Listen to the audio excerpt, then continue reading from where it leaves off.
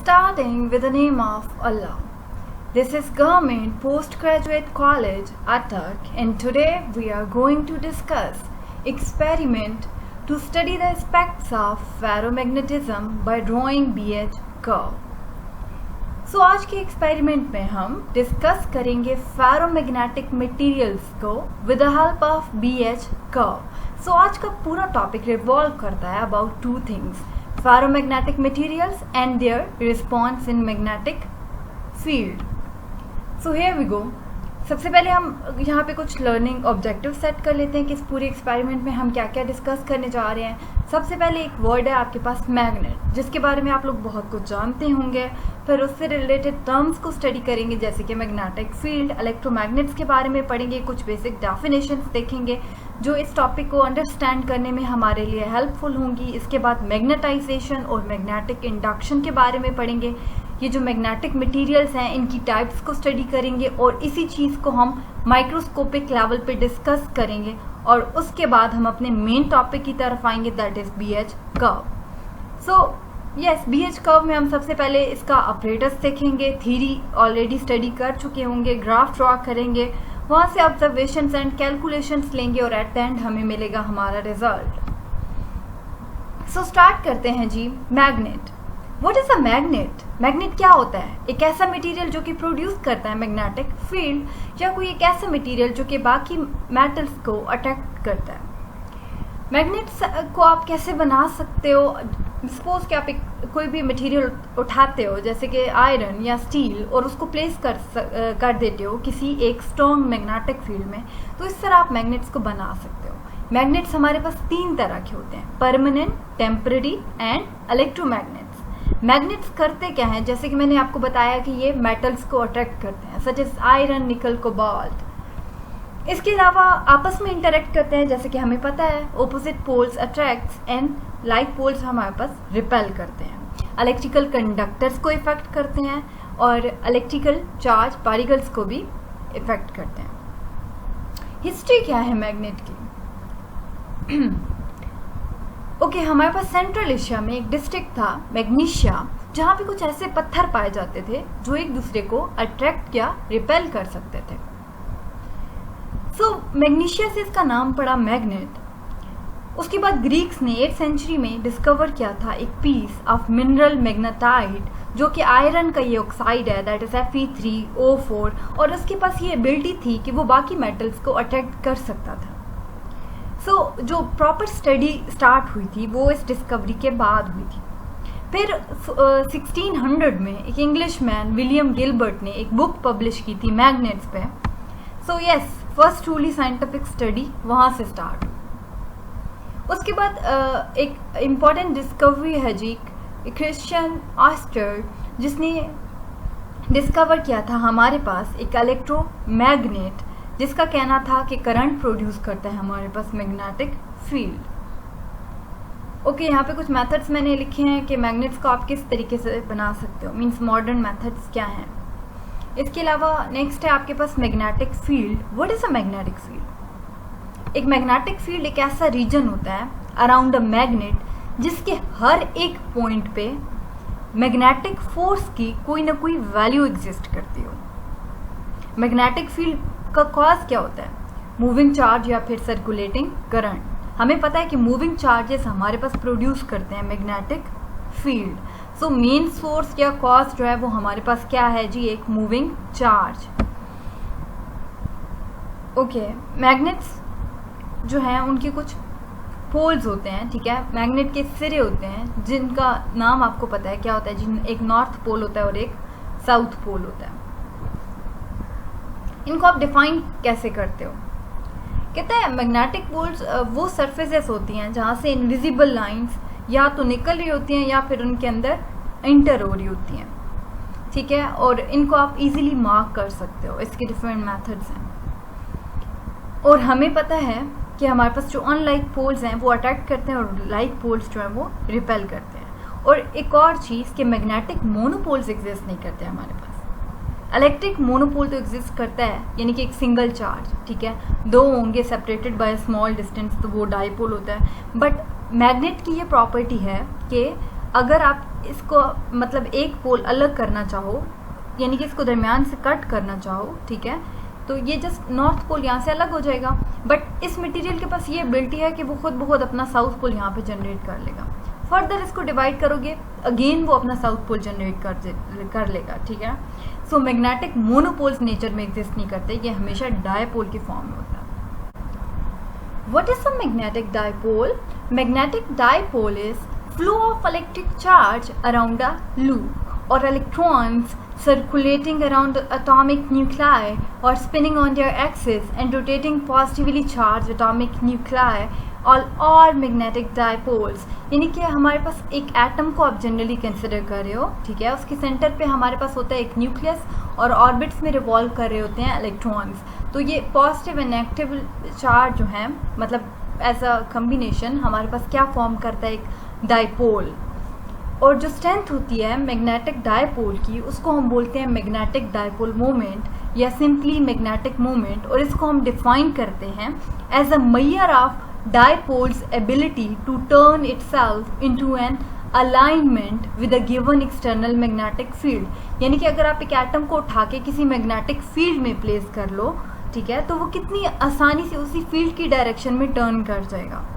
तो इस चीज को हम बोलते हैं मैग्नेटिक मोमेंट। जब आप मैग्नेटिक डायपोल को कंसिडर कर रहे हो एज अ करंट लूप, तो मैग्नीट्यूड जो होगा ना ऑफ डायपोल मोमेंट वो किसके बराबर होगा? It is proportional to the current multiplied by the size of the enclosed area। यानी कि हमारे पास dipole moment is equal to current into size of the enclosed area, that is mu is equal to IA। Magnetic moments in a magnetic material, ठीक है जी, ये magnetic moment का symbol है आपके पास। It arises from spin unbalance between spin up and spin down levels. यानी कि हमारे पास मैग्नेटिक मोमेंट्स तभी आपके पास एग्जिस्ट करेंगे, ठीक है, जब आपके पास इलेक्ट्रॉन्स जो हैं वो पार्शियली फिल्ड ऑर्बिटल्स की वजह से होंगे। मींस जो totally field completely filled orbitals होते हैं वहाँ पे spin up and spin down एक दूसरे को कैंसिल कर देते हैं, तो नेट मैग्नेटिक मोमेंट हमारे पास एग्जिस्ट नहीं करता, ठीक है। सो जो मैग्नेटिक मोमेंट्स होते हैं वो हमेशा जो है वो पार्शियली फिल्ड ऑर्बिटल्स की वजह से होते हैं। Magnetic moments are small magnets with north and south poles, ठीक है, यानी कि एक मैग्नेटिक मोमेंट जो है वो सिंपली एक एटम है। जो नेक्स्ट टॉपिक है हमारे पास magnetic induction and magnetisation. When a magnetic field H is applied to a material, the response of the material is called magnetic induction, that is B। सबसे पहले हमें चाहिए एक मटेरियल। हमने क्या किया, किसी भी एक मैग्नेटिक मटेरियल का एक बार कट करके एक सिलेंडर में प्लेस कर लिया। सिलेंडर के ऊपर हमने वाइंड किया एक सोलेनॉइड और सोलेनॉइड को प्रोवाइड किया है करंट I। और हमें पता है कि जो करंट है वो हमारे पास प्रोड्यूस करता है मैग्नेटिक फील्ड, यानी कि करंट की वजह से क्या प्रोड्यूस होगी, H। अब ये जो एक्सटर्नल फील्ड है वो हमारे पास पास करेगी इस बार में से, और जो नंबर ऑफ फील्ड लाइंस हैं passing through a unit area उसको हम बोलते हैं मैग्नेटिक फ्लक्स। तो ये नेट मैग्नेटिक फ्लक्स और इसके अलावा एक और प्रॉपर्टी है मटेरियल की, दैट इज मैग्नेटाइजेशन। इन दोनों का जो मिला जुला इफेक्ट होगा उसको हम बोलेंगे magnetic induction, that is B। तो हमें क्या पता चलता है जी, जो करंट है वो जनरेट करता है मैग्नेटिक फील्ड, और ये मैग्नेटिक फील्ड जब किसी मटेरियल पे एक्ट करती है तो उसका जो रिस्पॉन्स होगा वो हमारे पास कहलाता है magnetic induction. So field is input and B is, that is magnetic induction is output. So yes, जो मैग्नेटिक मटेरियल्स होते हैं, ठीक है, हमें पता चलता है कि B is directly proportional to H।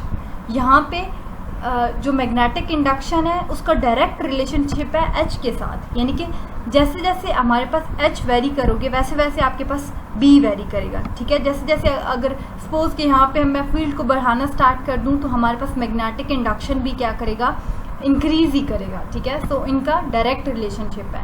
Proportionality के साइन को हटाने के लिए हम यहाँ पे कॉन्स्टेंट ऑफ प्रोपोर्शनैलिटी लगाएंगे, दैट इज म्यू, और यहाँ म्यू जो है ये परमिएबिलिटी है।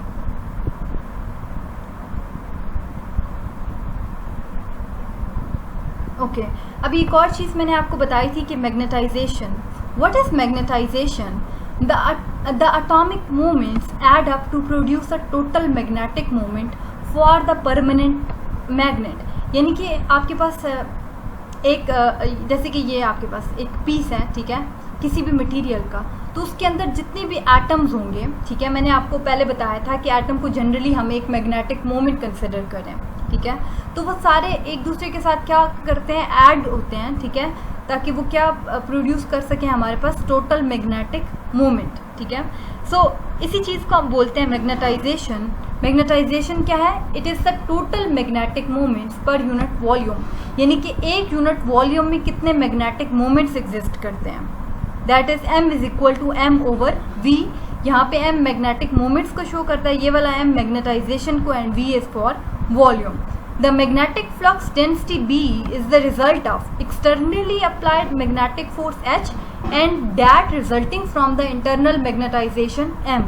So yes, B हमारे पास जो है वो दो फैक्टर्स पे डिपेंड करता है, एक तो H that is applied field और दूसरा क्या है आपके पास M that is magnetization, ठीक है। और मैग्नेटाइजेशन जो है ये मटेरियल की इंटरनल प्रॉपर्टी होती है और ये डिपेंड करती है ऑन इंडिविजुअल मैग्नेटिक मोमेंट्स, ठीक है, मतलब एटम्स के अपने मैग्नेटिक मोमेंट्स पे डिपेंड करती है, डिफरेंट मटेरियल्स के लिए डिफरेंट होगी। नेक्स्ट है हमारे पास टाइप्स ऑफ मैग्नेटिक मटेरियल। सारे मैग्नेटिक मटेरियल्स जो हैं वो डिफरेंट एटॉमिक स्ट्रक्चर पोजेस करते हैं, यही वजह है कि जब आप उनको प्लेस करते हो किसी मैग्नेटिक फील्ड में तो वो सारे डिफरेंट बिहेवियर शो करते हैं। जो मैग्नेटिक बिहेवियर है बेसिकली उसको डिटरमाइन करते हैं हम bye it's number of unpaired electrons. बहुत सारे एलिमेंट्स में हमारे पास इलेक्ट्रॉन्स जो हैं वो पेयर्स में एग्जिस्ट करते हैं, ठीक है। सो इस केस में हमारे पास जो नेट मैग्नेटिक फील्ड है वो हमारे पास एग्जिस्ट नहीं करती क्योंकि ऑपोजिट स्पिन्स एक दूसरे को कैंसिल कर देती हैं। और कुछ ऐसे मटेरियल्स होते हैं जहाँ पे इलेक्ट्रॉन्स जो हैं वो अनपेयर्ड होते हैं। सो यस, यही इलेक्ट्रॉन्स हैं जिनकी वजह से हमारे पास नेट मैग्नेटिक मोमेंट एग्जिस्ट करता है और यही मटेरियल्स हमारे पास मैग्नेटिक प्रॉपर्टीज़ या बिहेवियर शो करते हैं। जो मैग्नेटिक मटेरियल्स हैं उनकी तीन मेन क्लासेस हैं, ferromagnetic, diamagnetic and paramagnetic. So सबसे पहले हम देखेंगे paramagnetic. Paramagnetic materials have a small susceptibility to magnetic field, means that they are slightly attract by a magnetic field. यानी कि ये हमारे पास कुछ स्ट्रॉन्ग बिहेवियर शो नहीं करते जब आप इनको प्लेस करते हो किसी मैग्नेटिक फील्ड में। और हमारे पास अब अगर आप यहाँ पे मैग्नेटिक फील्ड को इस डायरेक्शन में आप अप्लाई कर दो, ठीक है, तो हमारे पास ये सारे जो मैग्नेटिक मोमेंट्स हैं ये भी उसी डायरेक्शन में अलाइन होने की कोशिश करेंगे, ठीक है, अलाइन होना स्टार्ट हो जाएंगे। बट जैसे ही आप मैग्नेटिक फील्ड रिमूव करोगे अगेन ये क्या होंगे, अपनी रैंडम पोजीशन में आ जाएंगे। बट यहाँ पे जैसे कि लिखा है unlike ferromagnetic materials, but ferromagnetic materials वो वाहिद मटेरियल है हमारे पास जो कि ऐसा नहीं करते। यानी कि आप अगर फील्ड रिमूव भी कर दो तो वो क्या करते हैं, किसी हद तक अपने मैग्नेटिक मोमेंट्स को अलाइन रखते हैं। Most elements are paramagnetic. So बहुत सारे जो एलिमेंट्स हैं नेचुरली वो पैरामैग्नेटिक ही हैं और फेरोमैग्नेटिक कम ही है हमारे पास, because there attractive force is many thousand times of weaker than ferromagnetic material. They are also generally considered as non-magnetic. Ferromagnetic materials ji, so यहाँ पे have some unpaired electrons and therefore generate a net magnetic moment, a very weak one. This is because the individual atoms or group of atoms known as magnetic domains are randomly aligned, cancelling each other out. कहते हैं कि हमारे पास weak magnetic behaviour show करते हैं। क्यों? क्योंकि initially हमारे पास जो मैग्नेटिक मोमेंट्स हैं या ये जो डोमेन है इसमें हमारे पास मैग्नेटिक मोमेंट जो है बहुत ही रैंडम होते हैं और एक दूसरे को कैंसिल कर देते हैं, ठीक है। बट अगर आप इसको इन मटेरियल्स को प्लेस करते हो किसी मैग्नेटिक फील्ड में, सपोज कि हम इस डायरेक्शन में फील्ड अप्लाई करें, ठीक है, ये डायरेक्शन है फ्रॉम लेफ़्ट टू राइट, तो हमारे पास क्या होगा कि सारे मैग्नेटिक मोमेंट्स हमारे पास अलाइन हो जाएंगे इसी डायरेक्शन में, यानी कि ये वाली इनकी डायरेक्शन होगी सारे मैग्नेटिक मोमेंट्स की। बट जैसे ही आप फील्ड रिमूव करते हो तो आप देखते हो कि ये दोबारा से मीन्स ये अपनी रैंडम पोजीशन में नहीं आते बल्कि किसी हद तक उसी पोजीशन में रहते हैं या फिर कोशिश करते हैं और इनकी इस प्रॉपर्टी को that is maintaining their magnetism, इसको बोलते हैं रेमनेंस। और एग्जांपल है फेरोमैग्नेटिक मटेरियल्स की जी आयरन, निकल एंड कोबाल्ट। और इसकी यही प्रॉपर्टी जो है इसको एक क्लियर एज देती है over other magnetic materials. The last one is diamagnetic. Diamagnetic materials repel any externally applied magnetic field. Suppose कि मैंने इस डायरेक्शन में अप्लाई किया फील्ड, यानी कि फ्रॉम बॉटम टू टॉप, ठीक है, तो हमारे पास क्या होगा, जो डायामैग्नेटिक मटेरियल्स हैं उनके magnetic moments totally opposite direction में आ जाएंगे, फ्रॉम टॉप टू बॉटम, ठीक है। यानी कि ये मटेरियल जो है वो आपके पास रिपेल करना स्टार्ट कर देगा। All the electrons within the atoms of diamagnetic materials are paired, ठीक है। तो सारे के सारे इलेक्ट्रॉन्स जो हैं वो पेयरिंग में होते हैं, सो नेट मैग्नेटिक मोमेंट हमारे पास इस केस में भी ज़ीरो होता है। और ज़्यादातर एलिमेंट्स जो हैं पीरियोडिक टेबल में वो डायामैग्नेटिक हैं। सो ये देखिए, लास्ट हम देख लेते हैं कि एक नज़र डाल लेते हैं कि कैसी ओरिएंटेशन थी मैग्नेटिक मोमेंट्स की। So number 1 is paramagnet. हमें पता है कि रैंडम स्पिन्स होती हैं। फेरोमैग्नेटिक में ऑर्डरिंग एग्जिस्ट करती है किसी हद तक। एंटी फेरोमैग्नेटिक में इस तरह की ऑर्डरिंग होगी, ठीक है, और नेट मैग्नेटिक मोमेंट क्या होगा, ज़ीरो होगा। वीक फेरोमैग्नेट में इस तरह के एरोज होंगे, ठीक है, ये मैग्नेटिक मोमेंट्स के होंगे। और द लास्ट वन इज़ फेरीमैग्नेटिक। इसमें आपके पास देख रहे हो आप, अगर एक मैग्नेटिक मोमेंट ये है तो दूसरा उसके ऑपोजिट है बट कंपैरेटिवली स्मॉल है, तो नेट इफेक्ट इस केस में जो है वो ज़ीरो नहीं होता। नेक्स्ट जो चीज़ हमें देखनी है वो है डोमेन्स। एक मैग्नेटिक डोमेन हमारे पास कोई भी एक ऐसा स्मॉल रीजन होता है जिसमें मैग्नेटाइजेशन हमारे पास यूनिफॉर्म होती है। मतलब कि मैग्नेटिक मोमेंट्स एक पर्टिकुलर डायरेक्शन में अलाइन होते हैं, जैसे कि आप इस रीजन में देख रहे हैं, जैसे कि आप यहाँ पे देख रहे हैं, सारे मैग्नेटिक मोमेंट्स की एक ही डायरेक्शन है, ठीक है। और ये मीन्स एक हमारे पास कोई भी मैग्नेटिक मटीरियल है उसके अंदर स्मॉल रीजन्स हैं। ये जो कंडीशन है ना, ये बिफोर मैग्नेटाइजेशन हमारे पास एग्जिस्ट करती है, ठीक है। और अगर आप इस मटेरियल को मैग्नेटाइज करोगे तो ये सारे के सारे जो डोमेन्स हैं वो सारी एक ही पर्टिकुलर डायरेक्शन में अलाइन हो जाएंगे। जैसा कि यहाँ पे आप देख सकते हो, अनमैग्नेटाइज्ड मटेरियल में डोमेन्स जो हैं वो हमारे पास रैंडम ओरिएंटेशन में है, बट आफ्टर मैग्नेटाइजेशन ये सारी की सारी एक ही डायरेक्शन में अलाइन हो जाती हैं। अब हमारा मेन कंसर्न जो है वो फेरोमैग्नेटिक सब्सटेंसेस के साथ है, तो हम फेरोमैग्नेटिज्म को ही डिटेल में स्टडी करेंगे। जो फेरोमैग्नेटिक मटेरियल है ना, ये हमारे पास एक स्पेशल टाइप है। सबसे पहले तो इनकी वो प्रॉपर्टी कि ये अपना मैग्नेटिज्म जो है वो रिटेन कर सकते हैं, ठीक है। इस वजह से ये बहुत सारी जगहों पे यूज़ होते हैं, ठीक है। स्पेशली हम इनको यूज़ करते हैं as a core material in transformer, क्योंकि ट्रांसफार्मर में हमें एक ऐसा मटेरियल चाहिए होता है जो कि इजीली मैग्नेटाइज हो जाए, ताकि सेकेंडरी और प्राइमरी कोइल्स में बेस्ट फ्लक्स कपलिंग हमें मिल सके। सो हमें एक ऐसा मटेरियल चाहिए होता है जहाँ पे हिस्टैरिसीस लॉस जो है वो कम से कम हो, और फेरोमैग्नेटिक मटेरियल्स ये ऐसे मटेरियल्स हैं जिनका हिस्टैरिसीस लॉस सबसे कम होता है। सो यस, नेक्स्ट हम चीज़ जो देखने जा रहे हैं वो है कि हाउ डोमेन्स इन्फ्लुएंस हिस्टैरिसीस, कि डोमेन्स का क्या इफेक्ट होता है हिस्टैरिसीस पे। फेरोमैग्नेटिक और फेरीमैग्नेटिक मटेरियल इनिशियली जो है हमारे पास अनमैग्नेटाइज्ड होते हैं, यानी कि डोमेन्स जो हैं वो रैंडम होती हैं, बट जैसे जैसे आप फील्ड मतलब इनको मैग्नेटाइज करने की कोशिश करते हो, एक्सटर्नल फील्ड जो है वो बढ़ाते हो, तो हमारे पास मैग्नेटिक मोमेंट्स भी अलाइन होना स्टार्ट हो जाते हैं। सो इसी चीज़ को एक्सप्लेन करने के लिए हमने पॉइंट टू पॉइंट इसकी डिस्क्रिप्शन दी है यहाँ पे। इसकी देखिए हमने क्या किया, सिंपली एक ग्राफ ड्रॉ किया मैग्नेटिक इंडक्शन B और अप्लाइड फील्ड H के दरमियान। सो ओरिजिन पे मुझे पता है जब फील्ड ज़ीरो होगी तो मैग्नेटिक इंडक्शन भी क्या होती है, ज़ीरो होती है। मैग्नेटिक इंडक्शन को हम आगे जाके क्लियर करेंगे। सो यहाँ पे ओरिजिन पे हमारे पास मैग्नेटिक फील्ड क्या होगी, ज़ीरो होगी, तो यस जो डोमेन्स हैं वो क्या होंगी, बहुत ही रैंडम डायरेक्शन में होंगी। बट जैसे जैसे आपके पास फील्ड जो है वो बढ़ रही है तो मैग्नेटिक इंडक्शन यानी कि जो मैग्नेटाइजेशन है वो भी हमारे पास बढ़ रही है, और डोमेन्स जो हैं वो एक ही सिंगल डायरेक्शन में अलाइन होना स्टार्ट होगी। अब ये एक ऐसा पॉइंट है जहाँ पे फील्ड जो है वो आपके पास एक उसकी मैक्सिमम वैल्यू और सारी की सारी डोमेन्स जो हैं वो एक ही डायरेक्शन में अलाइन हो गई हैं, और इस पॉइंट को हम बोलते हैं सैचुरेशन, यानी कि to a very full extent. इसके बाद अगर आप फील्ड बढ़ाते भी जाओ तो हमारे पास जो है इस बी पे मैग्नेटिक इंडक्शन पे कोई फ़र्क नहीं पड़ता, ठीक है। आगे आपको सीधी लाइन ही एक मिलेगी। सो ये रहा हमारा main topic BH curve. What is BH curve? Nothing but graphical representation of B and H. यानी कि अगर आप एक ग्राफ प्लॉट करते हो बिटवीन H एंड B तो हमारे पास जो कर्व ऑब्टेन होता है उसको आप बोलते हो BH कर्व. इसका एक और नाम भी है हिस्टैरिसीस लूप.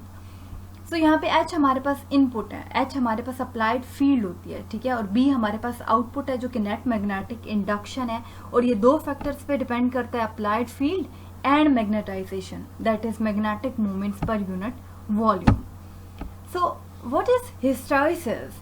हिस्टैरिसीस हमारे पास फेरोमैग्नेटिक मटेरियल्स की एक प्रॉपर्टी है जिसका मतलब होता है कि मैग्नेटिज्म जो है वो लैग करता है बिहाइंड द अप्लाइड फील्ड. और अगर आप इसको डिफाइन करना चाहो तो डेफिनेशन भी कुछ ऐसी आएगी, a lag of magnetization intensity B behind the magnetic field intensity H.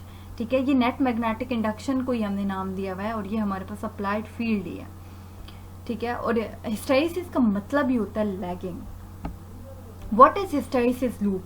Hysteresis loop basically हमारे पास रिलेशनशिप को एक्सप्लेन करता है between the net magnetic induction and the applied field. और ये लूप जनरेट कैसे होता है? ये पॉइंट टू पॉइंट एक्सप्लेनेशन है.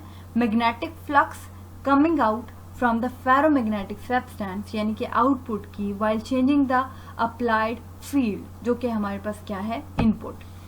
अब ये देखिए जी, ये रहा आपका BH कर्व. आप B और H के दरमियान ग्राफ प्लॉट करते हो. जैसे कि आपको पता है कि आप H को डायरेक्टली वेरी नहीं कर सकते.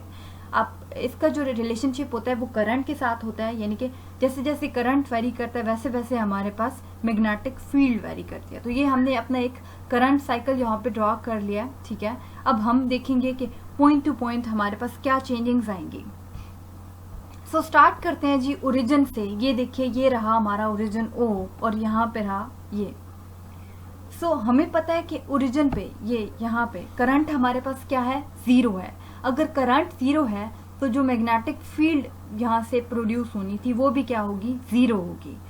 अब आपको पता है कि इनिशियली जो कोई भी आपका जो मैग्नेटिक मटेरियल होता है वो उसमें जो डोमेन्स या मैग्नेटिक मोमेंट्स होते हैं वो बहुत ही ज़्यादा रैंडम होते हैं और एक दूसरे के इफेक्ट को कैंसिल कर देते हैं.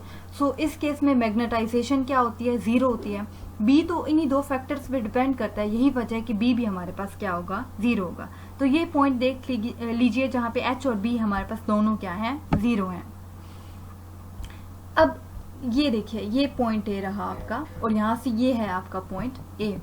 अब जैसे जैसे करंट हमारे पास इंक्रीज कर रहा है, ठीक है, और इंक्रीज करते करते अपनी पीक वैल्यू पे पहुंच चुका है, वैसे वैसे हमारे पास अप्लाइड फील्ड H भी क्या करती है? इंक्रीज करती है. ठीक है, अब अगर H इंक्रीज करेगी, ठीक है, यानी कि अप्लाइड फील्ड, सपोज कि मैंने इस डायरेक्शन में from top to bottom field को अप्लाई किया हुआ है, तो हमारे जो मैग्नेटिक मोमेंट्स हैं वो अलाइन होना स्टार्ट हो जाते हैं. ठीक है, और जब ये वैल्यू अपनी पीक को पहुंचेगी तो सारे के सारे मैग्नेटिक मोमेंट्स एक ही डायरेक्शन में अलाइन हो जाएंगे. ठीक है, अगर करंट मैक्सिमम है तो हमारे पास अप्लाइड फील्ड भी क्या होगी? मैक्सिमम होगी. और जैसे कि सारे मैग्नेटिक मोमेंट्स एक ही डायरेक्शन में अलाइन हैं तो मैग्नेटाइजेशन भी क्या होगी? मैक्सिमम होगी. और B तो इन्हीं दो फैक्टर्स पे डिपेंड करता है. सो B भी क्या होगा? मैक्सिमम होगा. ये देखिए, ठीक है, H के बढ़ने से हमारे पास B भी क्या कर रहा है? बढ़ रहा है. क्यों? क्योंकि अप्लाइड फील्ड और मैग्नेटाइजेशन दोनों ही आपके पास इंक्रीज कर रहे हैं और पहुंचते पहुंचते ये अपनी पीक वैल्यू पे पहुंच जाता है. ठीक है, और अब इसके आगे अगर आप फील्ड को बढ़ाते भी जाओ तो B नहीं बढ़ेगा और इसी पॉइंट को हम बोलते हैं सैचुरेशन, यानी कि to a very full extent. अब देखिए, ये पॉइंट A है आपके पास, ठीक है, पीक यानी सैचुरेशन पॉइंट.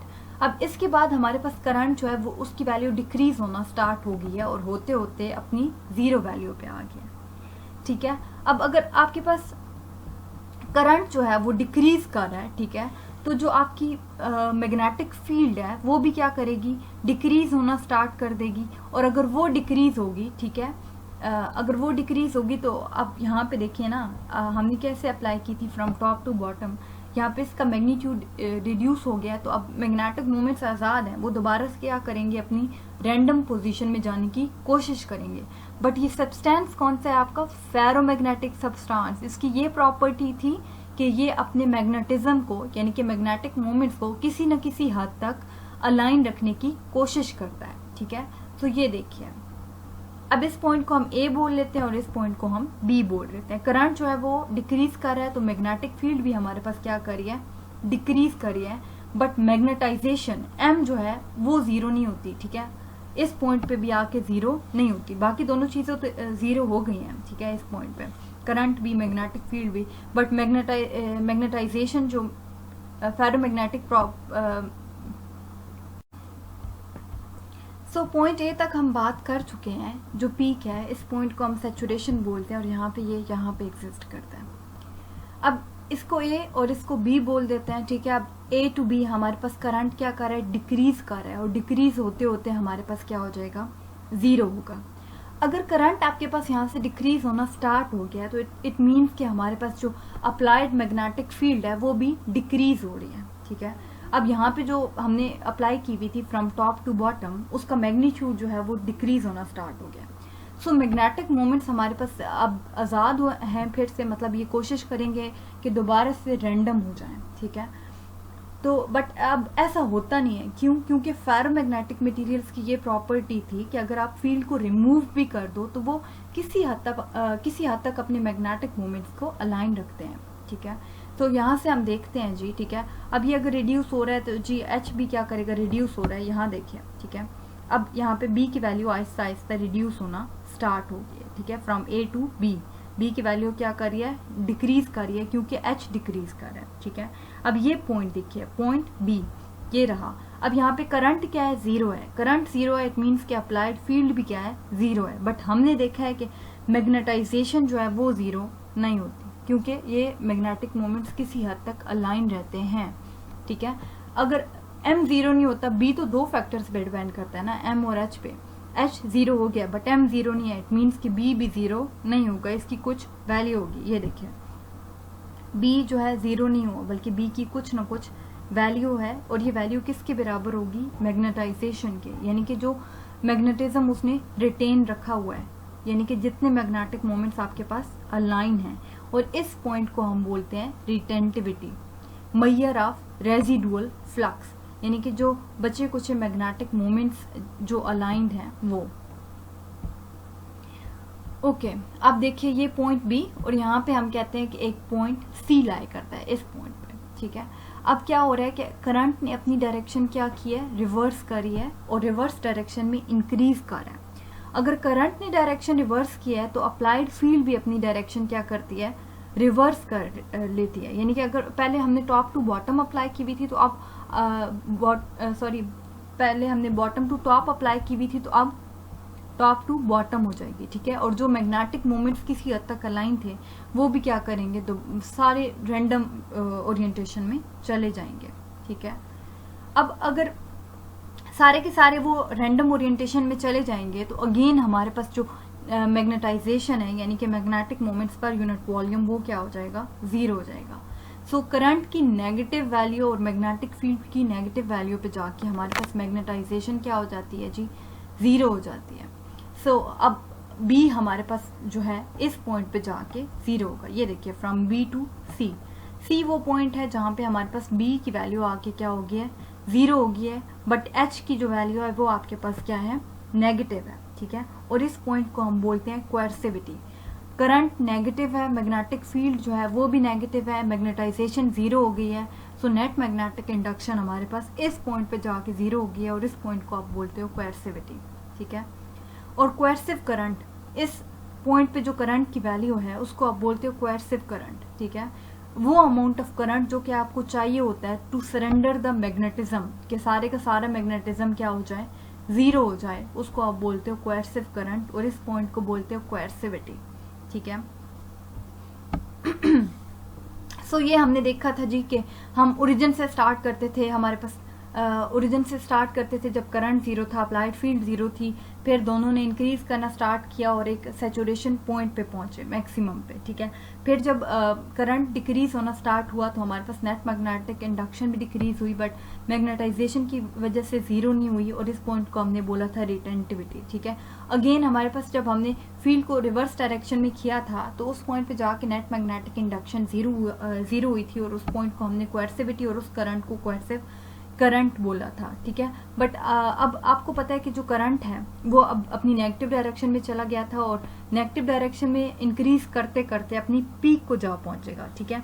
तो क्या होगा हमारे पास अब मैग्नेटिक फील्ड भी जो है वो अपनी रिवर्स डायरेक्शन में इंक्रीज करती जाएगी और अपनी पीक को जा पहुंचेगी। तो ये देखिए, ये रही उसकी पीक, ठीक है। अब इस केस में देखिए हमारे पास जो मैग्नेटिक इंडक्शन है वो रिवर्स डायरेक्शन में ही इंक्रीज करते हुए अपनी पीक को जा पहुंची है, ठीक है।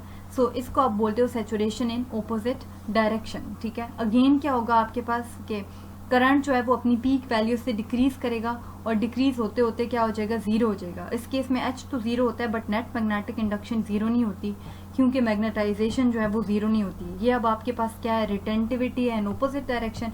फिर आप करंट की डायरेक्शन को रिवर्स करवाते हो ताकि सारे का सारा मैग्नेटिज्म जो है वो सरेंडर कर दे। ये देखिए यहाँ पे B की वैल्यू जीरो हो जाएगी और अगेन इस पॉइंट को बोलोगे कोएर्सिविटी, ठीक है।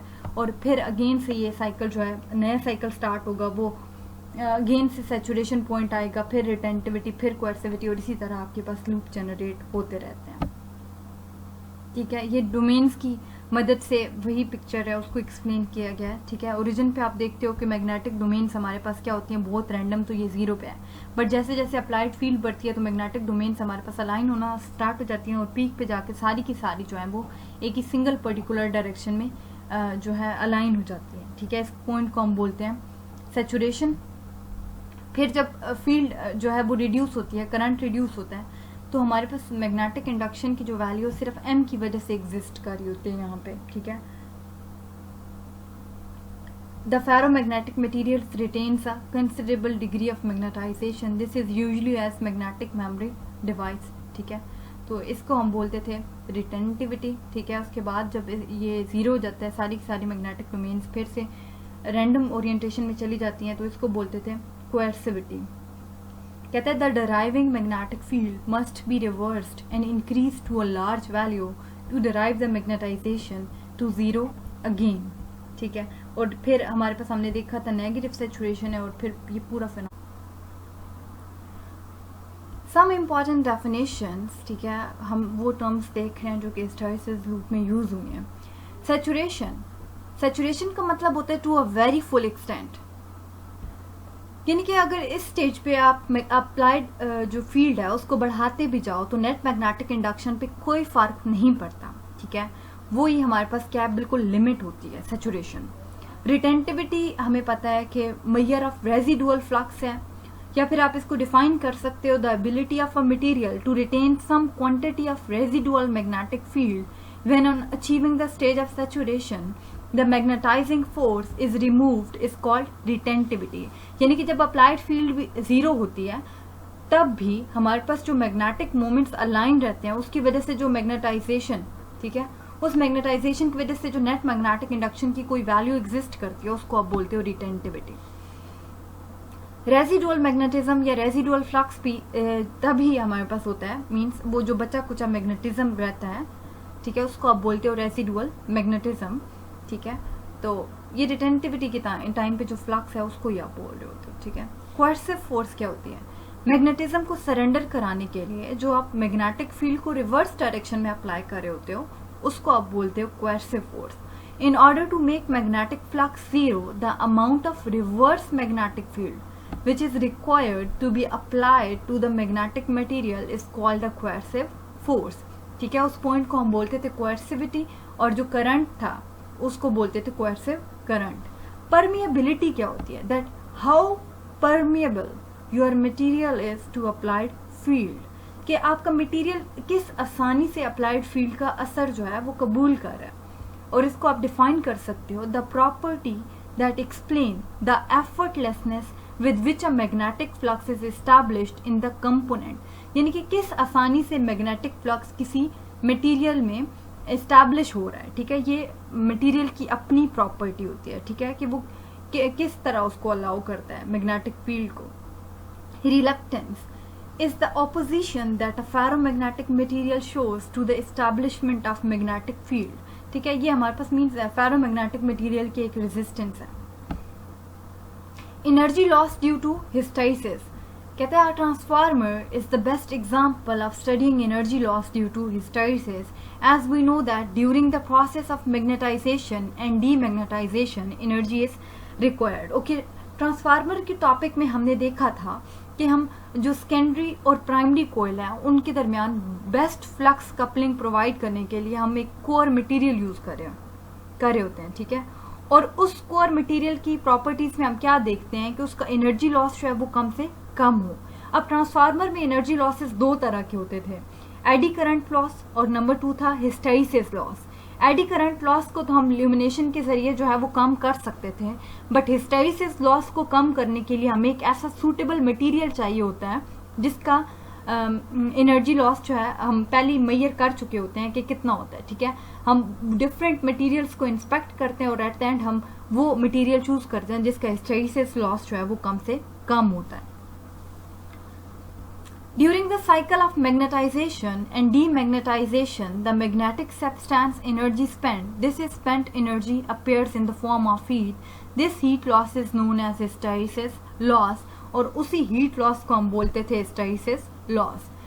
और इसको आप डिफाइन कर सकते हो the loss of energy per unit volume of the substance। और ये किसके इक्वल होता है? Area of the hysteresis curve. जो आपका एरिया नहीं होता लूप के अंदर, ठीक है, वो सारा किस चीज को शो कर रहा होता है? एनर्जी लॉस पर यूनिट वॉल्यूम को। नेक्स्ट है जी आपके पास क्यूरी टेम्परेचर। ये वो टेम्परेचर होता है जहां पे आपका जो मैग्नेटिक सब्सटेंस है उसके जो मैग्नेटिक मोमेंट्स हैं वो फुली जो है अपनी पोजीशन छोड़ देते हैं, ठीक है। यानी कि अगर फेरोमैग्नेटिक सब्सटेंस है, ठीक है, वो किसी हद तक उसमें मैग्नेटिक मोमेंट्स अलाइन होते हैं, बट जैसे ये टेम्परेचर रीच होता है वो क्या करते हैं कि अपनी मैग्नेटिक ओरिएंटेशंस को छोड़ देता है और पैरामैग्नेटिक सब्सटेंस में कन्वर्ट हो जाता है। और आयरन का जो क्यूरी टेम्परेचर होता है वो 1043 केल्विन है, ठीक है। सो हमने यहाँ देखा है कि जो फेरोमैग्नेटिक सब्सटेंस है वो क्यूरी टेम्परेचर पे पैरामैग्नेटिक में चेंज हो जाता है, बट कोई ऐसा कोई टेम्परेचर नहीं है कि जिसपे पैरामैग्नेटिक सब्सटेंस जो है वो फेरोमैग्नेटिक सब्सटेंस में चेंज हो सके। और ये वाइवा का बहुत इंपॉर्टेंट क्वेश्चन है। BH curve experiment. इस एक्सपेरिमेंट में हम मैग्नेटिक हिस्टैरिसीस को स्टडी करेंगे एक ट्रांसफार्मर की हेल्प से। हम क्या करेंगे? एक ट्रांसफार्मर कोर में से मैग्नेटिक फील्ड को पास करवाएंगे और देखेंगे कि क्या चेंजिंग्स आती हैं नेट मैग्नेटिक इंडक्शन में। और इसके अलावा हम देखेंगे कि नेट मैग्नेटिक इंडक्शन कैसे डिपेंड करता है on the applied magnetic field, कि कैसे बी डिपेंड करता है ऑन एच। ऑपरेटर्स में आपको चाहिए एक वोल्टेज कंट्रोलर जो कि बीएच कर्व का अपना एक स्पेसिफिक वोल्टेज कंट्रोलर होता है जिसका स्केल जो है वो 3 to 15 होता है और 3 के डिफरेंस से होता है, यानी कि 3, 6, 9, 12, 15 आप उसको 3 के डिफरेंस से वेरी कर सकते हो, ठीक है। उसके अलावा आपको चाहिए connecting wires, CRO cathode ray oscilloscope जो कि एक high speed graph plotting device है। इसके अलावा आपको बीएच कर्व ऑपरेटर्स चाहिए, ठीक है। और इसके अलावा आपको चाहिए कैपेसिटर और रेजिस्टेंसेस, बट यहाँ पे हमें इनकी ज़रूरत नहीं है क्योंकि हमारे बीएच कर्व के जो ऑपरेटर्स है उसके अंदर पहले से ये होते हैं। प्रोसीजर, सबसे पहले आपने क्या करना है कि बीएच कर्व ऑपरेटर्स, CRO और वोल्टेज कंट्रोलर को आपस में कनेक्ट कर लेना है। उसके बाद वोल्टेज कंट्रोलर से वोल्टेज की वैल्यू को एडजस्ट करके और CRO के स्केल को एडजस्ट करके आपने एक सूटेबल साइज का लूप ड्रॉ कर लेना है। उसके बाद आप वोल्टेज को जो है वेरी कर सकते हो बाय वोल्टेज कंट्रोलर। इसके वेरी करने से हमारे पास करंट आई वेरी करता है और करंट आई के वेरी करने से हमारे पास अप्लाइड मैग्नेटिक फील्ड को आप वेरी कर सकते हो।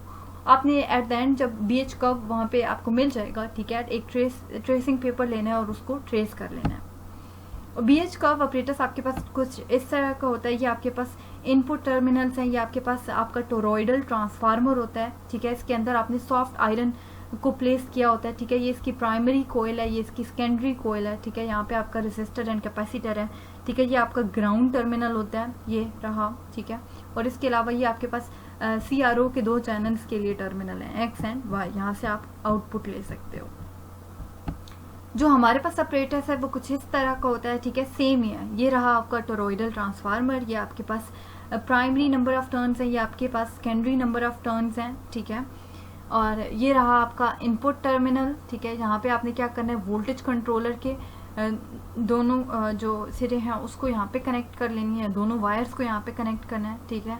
उसके बाद ये रहा आपके पास आपने CRO के जो दो टर्मिनल्स हैं उनको ग्राउंड कर देना और X चैनल को यहाँ पे कनेक्ट करना है और Y चैनल को यहाँ पे कनेक्ट कर लेना है, ठीक है। ये रही आपकी CRO, ठीक है। ये हॉरिजॉन्टल स्केल को चेंज करने के लिए है। यहाँ से आप पोजीशन वेरी कर सकते हो, यानी कि स्क्रीन पे आपका जो कर्व है वो यहाँ से यहाँ आप उसकी पोजीशन को एडजस्ट कर सकते हो, ठीक है। ये आपके पास टाइम पर डिवीजन स्केल है। इसके अलावा ये वर्टिकल स्केल है, ये इसका चैनल X है और ये आपके पास चैनल Y है। इसके ऊपर नीचे की पोजीशन को आप यहाँ से वेरी कर सकते हो, ठीक है। यहाँ पे वोल्टेज पर डिवीजन आप यहाँ से इसको जो है वो चेंज कर सकते हो, ठीक है। वोल्ट पर डिवीजन का मतलब क्या होता है कि मतलब ये देखिए एक स्मॉल बॉक्स अगर आप ये ले लें, ठीक है, कि आप इस स्मॉल बॉक्स के लिए कितना वोल्ट पर डिवीजन ले रहे हो, ठीक है। यानी कि 0.2 वोल्ट पर डिव, यानी कि यहाँ तक की जो वैल्यू है वो 0.2 होगी। 0.5 होगा तो यहाँ तक की जो वैल्यू होगी वो 0.5 होगी, ठीक है। ये होता है वोल्ट पर डिवीजन।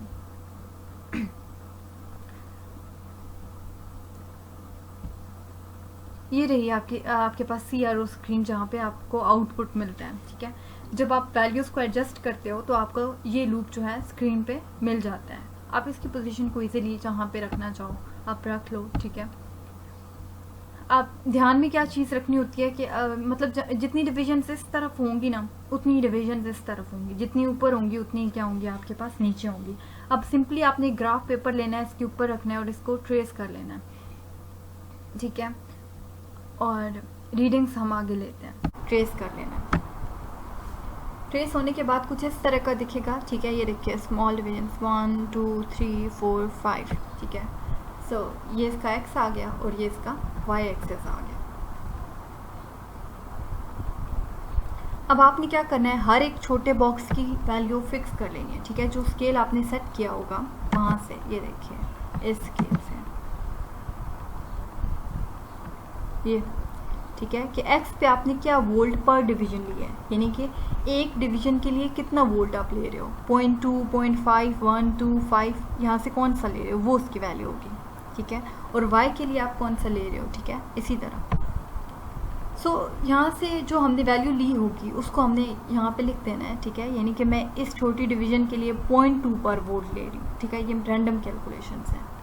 और इस छोटी डिवीजन के लिए मैंने कहा है जी मैं 0.4 पर डिव लूँगी, ठीक है। ये हमने ये देखिए B and H curve trace कर लिया हमने। अब हम यहाँ से क्या लेंगे, अपनी कैलकुलेशंस। सबसे पहले आपने लिखना है वोल्टेज अप्लाइड, कि आप वोल्टेज कंट्रोलर को आपने वहाँ से आपने क्या वोल्टेज लिया हुआ है, 3 वोल्ट 6 वोल्ट 9 लिया हुआ है, ठीक है। उसके बाद नंबर ऑफ प्राइमरी टर्न्स, ठीक है, जो टोरॉइडल ट्रांसफार्मर की हैं और ये 275 हैं। सेकेंडरी जो है वो 26 हैं। अब ग्राफ से कैलकुलेशंस हम लेंगे। Vx यानी कि X एक्सिस के अराउंड जो वोल्टेज है वो, अब ये छोटा बॉक्स तो आपको पता है जी 0.2 वोल्ट पर डिवीजन का है। अब आपने देखना है कि BH कर्व कहाँ तक एंड हो रहा है, ठीक है, वो बॉक्सेस गिन लेने हैं। अगर ये 5 हैं तो आपने क्या करना है, 0.2 वोल्ट पर डिवीजन को मल्टीप्लाई कर देना है 5 डिवीजन से। अगर 10 हुए तो 10 डिवीजन से मल्टीप्लाई कर देंगे। यानी कि सबसे पहले हमने अपना स्केल लिखना है एक छोटे बॉक्स का कि वो कितने वोल्टेज आ रहा है एक डिवीजन में। उसके बाद जितनी डिवीजन होंगी उससे उसको मल्टीप्लाई कर देंगे, ठीक है।